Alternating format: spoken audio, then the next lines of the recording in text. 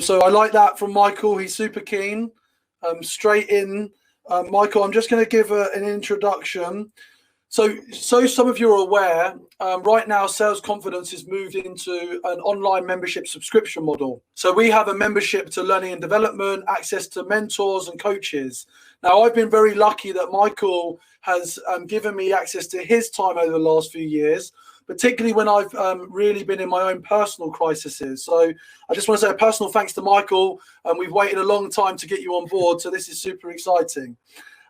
So look, Michael Anderson is a serial entrepreneur.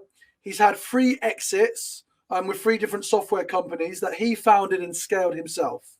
He's also almost lost everything during that journey due to a lawsuit. And he spent many years during turbulent times. He was building companies during 9/11. He was building companies through the financial crisis. And yet he still was able to champion his business, double revenue and profit during those periods. So it's that type of resiliency and that type of leader we want to unlock in ourselves. Right now, he is now a best-selling author, having his works published on entrepreneurmagazine.com, and he's been using his time to teach and coach executives for scale-ups like Sales Confidence, but also Microsoft, Salesforce, and PwC. Michael, you've got 7 minutes to impart some knowledge. Thank you. Well, thanks for having me, James. And it is a really important time for leaders out here because we're really being called on in a very difficult time. And there's a lot of people that really rely on us. There is our team, there's our organization, there's our peers, and there's our family. It's really time. We are role models out there. And so it's really time for us to bring our best, because in times of crises, this is when your reputation is going to be made. Everybody is watching you and evaluating whether you realize it or not, and whether you want it or not, to see how you're going to react and respond. Because I'll tell you what, your reputation could very well be made in these next couple of weeks and couple of months here. And so what I want to do is I'm going to give you a little bit from experience. I've had a lot of ups and a lot of downs, but also I've talked to 30 plus business owners over the last couple of weeks, and a bunch of employees. I've talked to middle managers and executives. And I either work with a business owner to scale their business, and I work with senior executives to have them really perform at a board level, and I help people get to that board level. And so I've talked to all these different people, and I think it's really important for the leaders out there who lead teams to understand what's going on in their team, because this is uncharted territory. So unless you've been a people manager for 10, 15, 20 years, I think it's really difficult, because there's a lot of things that's happening under the surface that I want to really bring up to you. So based on my calls, and what I did is I had all these calls with the leaders. I'm summarizing what I got out of that. And the biggest thing that is coming out of that is leaders know that there's problems in their teams, but they don't necessarily know what it is, because you don't have that face-to-face interaction. And so what the leaders have been saying is that, they catch up with their teammates and they're like, hey, how's everything going? And the response that they get is, yeah, everything's fine. It's okay. We're surviving. And then all of a sudden they get all these personal bombshells dropped on them. Hey, I didn't want to tell you, but, I've had a really hard last week, or somebody doesn't show up to meetings, or somebody all of a sudden has to take these absences. So these leaders know that there are problems in their team. They just don't know what the problems are, because they don't know how to get that out in the proper manner so that they can address it. Even though they're opening it up, they're telling people to come to them, it's not enough. And again, the leaders are putting in some of these measures. They're doing some more personal calls. They're doing one-on-one calls. They're putting in some humor, some levity, but it's not nearly enough.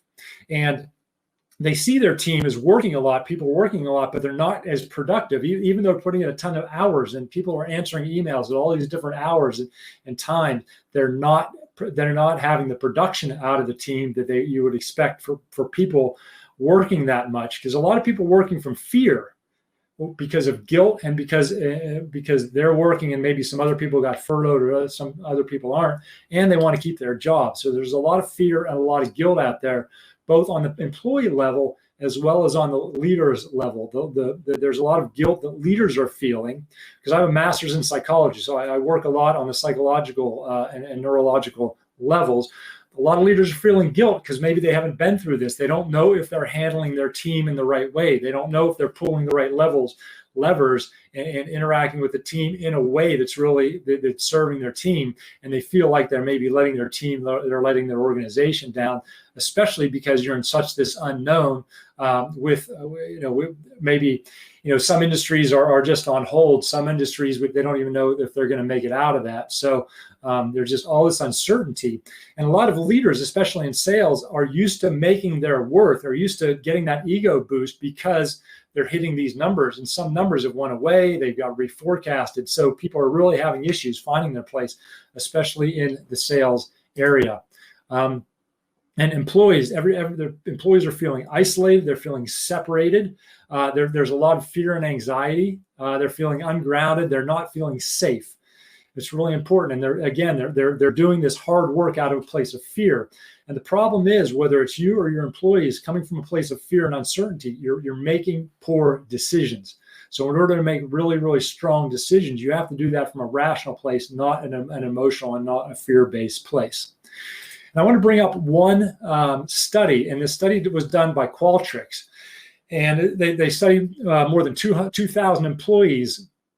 And this is a month ago. And I don't know about you, but my mental state, my family's mental state from a month ago till now is a lot more difficult. I mean, me and my family and the people that I've been working with have shown more signs of strain. But even a month ago, 45% say that their mental health has declined. 67% report higher levels of stress. And what's really important about this is 56% do not feel comfortable bringing it up to their managers, and 60% do not feel supported by their manager. And so what that means, and again, this is a month ago. So if you have an inkling, salespeople often have good intuition.